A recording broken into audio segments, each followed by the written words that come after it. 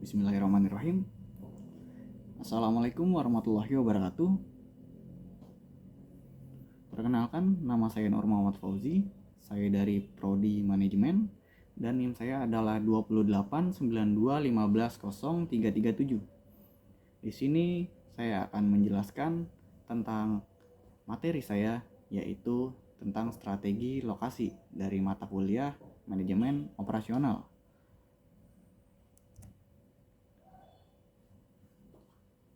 Strategi lokasi. Strategi lokasi merupakan tempat terjadinya kegiatan operasi pada suatu perusahaan. Lokasi memiliki fungsi yang strategis karena dapat mencapai tujuan perusahaan, dan dengan letak lokasi yang strategis akan memaksimalkan laba perusahaan. Lokasi yang strategis yaitu tempat yang mudah dijangkau oleh para konsumen.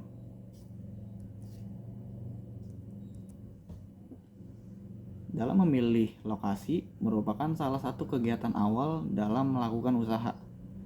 Pemilihan lokasi bisnis biasanya dilandaskan pada segmen pasar atau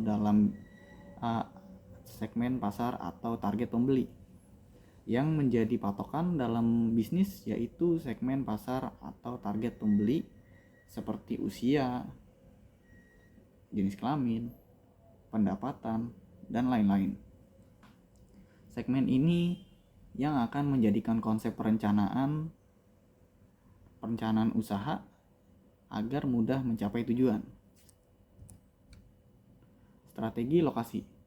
Dalam menentukan lokasi, terdapat beberapa tempat yang dapat dijadikan tempat usaha, yaitu mall, pusat keramaian, pasar, toko, pinggir sekolahan mungkin, dan lain sebagainya.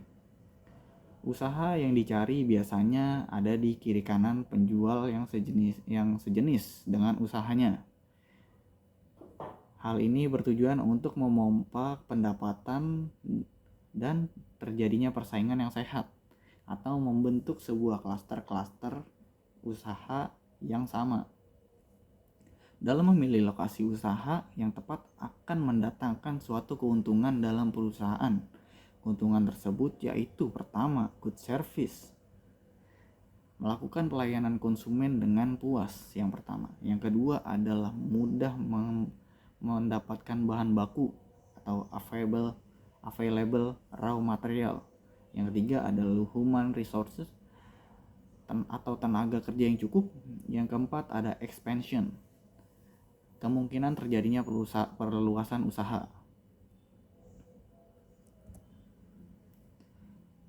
Dalam menentukan lokasi, ada juga kesalahan-kesalahan dalam memilih lokasi. Kemudian apabila salah dalam menentukan lokasi, terdapat beberapa akibat, yaitu rendahnya pendapatan operasi yang menyebabkan terjadinya high transportation cost atau biaya transportasi yang dikeluarkan jadi tinggi. Terus juga ada low quality workforce, tenaga kerjanya yang kurang, mungkin tidak ada atau mungkin kurang bisa dalam usaha tersebut, atau less kompetitif, atau hilangnya kesempatan dalam bersaing. Misalkan bisa juga bahan bakunya juga susah kalau misalkan lokasinya jauh, atau mungkin lokasinya kurang infrastruktur misalkan, atau juga bisa juga menjadi sulit dalam berkembang kalau misalkan salah menentukan lokasi. Misalkan lokasinya tuh nggak ada persaingannya gitu, jadi ya susah untuk berkembang, banyak minusnya. Lalu apa yang terjadi kalau misalkan kita salah menentukan lokasi? Ya jawabannya satu, bangkrut.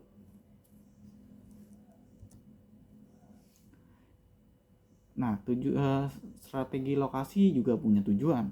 Ya tujuannya yang tadi, supaya mudah dalam banyak hal. Secara umum tujuan dari strategi lokasi yaitu memaksimalkan keuntungan atau memaksimalkan benefit dari lokasi usaha yang telah dipilih. Yang termasuk benefit lokasi yaitu efisiensi waktu, biaya minimum, citra perusahaan yang baik, kredibilitas, dan juga profit. Untuk memutuskan suatu lokasi bisnis kita harus berpikir 5, 10, atau mungkin 20 tahun yang akan datang, yang bersifat jangka panjang. Jadi dalam menentukan lokasi tempat usaha kita ini, kita harus menentukan 5 tahun, 10 tahun, 20 tahun yang akan datang gitu. Jangan cuma wah di sini tempatnya enak nih, kiri kanan bagus, tapi ternyata tanahnya tanah pemerintah, atau mungkin ya kemungkinan bakalan cepat digusur, atau mungkin tempatnya tuh gampang banjir. Dalam waktu tertentu bakalan ada penggusuran, atau mungkin dalam waktu tertentu bisa jadi ada longsor di tempat itu. Nah, itu harus dipikirin. Kelangsungan hidup usaha akan lebih penting dibandingkan dengan laba yang lebih besar. Walaupun di situ labanya besar, tapi harus dipikirin juga 5, 10 tahun, 20 tahun yang akan datang. Pemilihan lokasi bisnis bermacam-macam. Ada yang di pinggir kota, mungkin ada yang kawasan industri, ada yang di tengah hutan, bahkan ada yang di luar negeri juga. Lokasi memiliki beberapa kajian, yaitu tidak memutuskan untuk pindah lokasi pertama. Nah, tetapi memperluas fasilitas yang tersedia. Memperluas fasilitas merupakan salah satu alternatif perpindahan lokasi. Sebenarnya nggak pindah, tapi diperluas aja. Yang kedua, meningkatkan fasilitas. Lokasi yang sekarang bisa dipertahankan dan juga menambah fasilitas lain di tempat yang berbeda.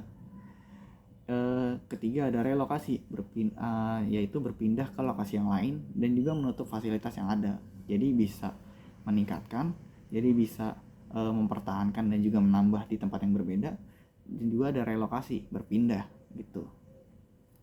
Tapi relokasi juga dapat dilakukan karena berubahnya budaya atau adat kebiasaan masyarakat yang didasarkan oleh keuntungan perusahaan yang semakin lama semakin turun. Jadi kalau misalkan makin lama makin turun, ya kita harus relokasi mendingan daripada mempertahankan. Terus juga ada peraturan daerah yang berubah-ubah. Kadang kan kepastian dalam politik juga kan perlu. Nah, ya kalau misalkan emang di negara ini kurang menjanjikan, ya udah mending pindah aja.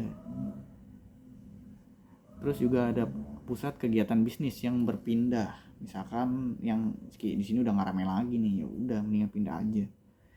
Konsentrasi pemukiman yang berpindah. Terus juga jaringan komunikasi yang pengangkutan yang lebih baik, misalkan meningkatkan kapasitas produksi perusahaan. Meningkatnya kapasitas produksi perusahaan, ya balik lagi ke poin yang utama. Kalau misalkan keuntungannya makin lama makin turun, ya udah mending relokasi. Itu manfaat strategi lokasi. Keberhasilan suatu usaha dipengaruhi oleh tempat atau lokasi yang dipilih. Lokasi yang strategis akan mendatangkan manfaat atau keuntungan bagi perusahaan itu sendiri dan para konsumen. Keuntungan utama dapat didapat oleh perusahaan, yaitu keuntungan pendapatan yang diperoleh akan maksimal.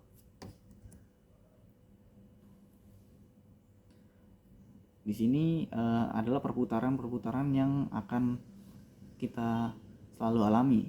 Ini balik lagi ke materi yang tadi, good service, available raw material, expansion, dan juga human resources.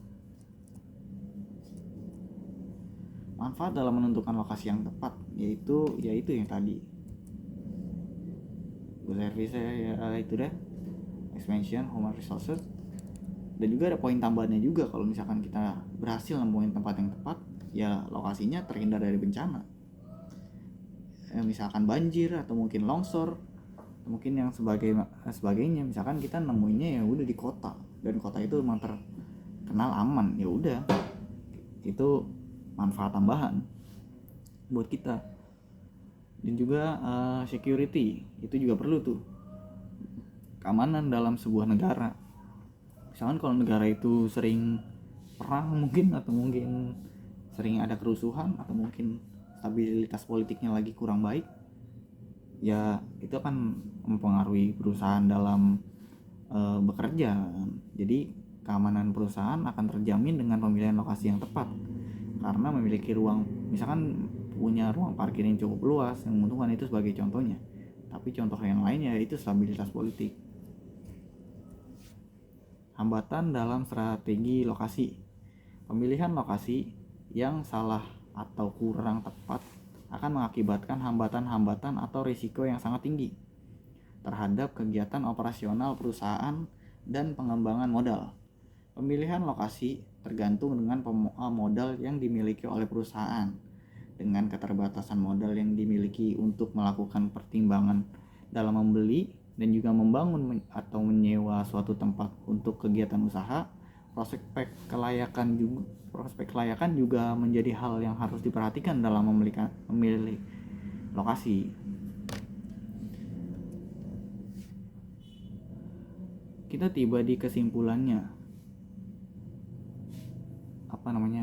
lokasi yang tidak strategis akan menghambat akses bahan baku sehingga biaya pengadaan bahan baku akan menjadi mahal, menghambat akses terhadap pasar dan juga akses terhadap tenaga kerja sehingga biaya pelayanan jadi mahal. Dalam menentukan lokasi tersebut strategis atau tidak dapat dilihat dengan faktor seperti kedekatan terhadap bahan baku, pasar, ketersediaan sarana dan prasarana, dan juga lain sebagainya. Tadi sudah dijabarin manfaatnya dari menentukan lokasi yang tepat, ya ini good service. Harus melakukan pelayanan yang memuaskan karena nanti pelanggan akan datang lagi ke kita kalau misalkan kita melakukan good service. Ditambah dengan adanya lokasi yang strategis, para konsumen akan datang lagi ke toko karena mudah, karena lokasinya gampang. Jadi mereka akan lebih efisien dan juga akan lebih sering datang. Dan juga saya ulang lagi nih, balik lagi ke raw material, bahan baku yang mudah didapat karena itu akan memudahkan kita dalam memproduksi suatu produk, meminimalkan biaya angkutan. Misalkan di bahan bakunya tuh deket dari tempat kita tuh, jadi kan biaya transportasinya juga jadi lebih murah kan, dibanding misalkan kita di mana ngambil bahan bakunya di Banten dan juga jualannya di Cikarang. Sebenarnya sih nggak apa-apa, cuman ya agak mahal aja. Terus juga expansion. Nah, kita juga harus mikir panjang ke depan. Apakah kita membangun di sini bisa buat mengembangkan perusahaan untuk 5-10 tahun atau 20 tahun yang akan datang? Itu juga harus dipikirin. Dan juga kalau misalkan kita berhasil nemuin tempat yang tepat, yaitu bisa mudah dalam expansion. Dan juga ada human resource atau tenaga kerjanya juga harus mumpuni. Biasanya kalau misalkan kita nyarinya di pedesaan, ya biasanya ya dapat tenaga kerjanya yang agak kurang. Cuman kalau misalkan kita menentukan lokasi usahanya juga di perkotaan mungkin, atau mungkin di semi perkotaan yang tidak terlalu kota tapi masyarakatnya sudah cukup berilmu, sudah cukup berpendidikan, sudah cukup dinilai untuk mampu bisa berkomunikasi dengan baik, ya bisa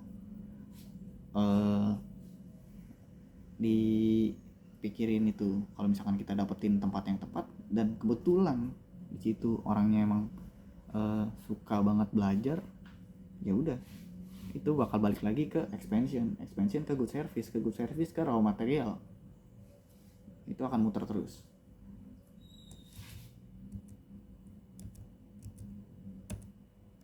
Ya, sekian presentasi dari saya, kurang lebihnya mohon maaf. Di sini saya mau minta maaf apabila ada salah-salah kata yang mungkin kurang berkenan atau mungkin kurang jelas dalam penyampaiannya atau salah-salah kata, mohon dimaafkan. Sekali lagi saya pamit. Assalamualaikum warahmatullahi wabarakatuh. Saya Nur Muhammad Fauzi dari Prodi Manajemen.